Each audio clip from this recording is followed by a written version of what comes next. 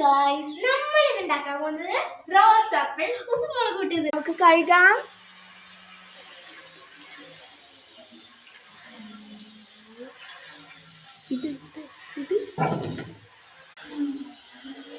നമുക്ക് പൊളിക്കാം.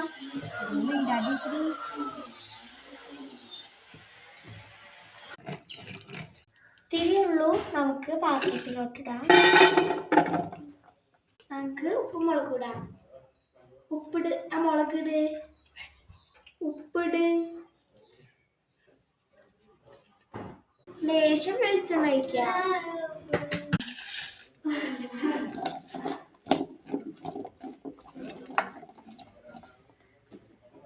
ഓ, വായിൽ വെള്ളം വരുന്നു, കൊതിയാണ് കാണുമ്പോ തന്നെ. അപ്പൊ നമ്മുടെ റോസ് ആപ്പിൾ റെഡിയായി. അത് നമുക്ക് ടേസ്റ്റ് ചെയ്ത് നോക്കാം.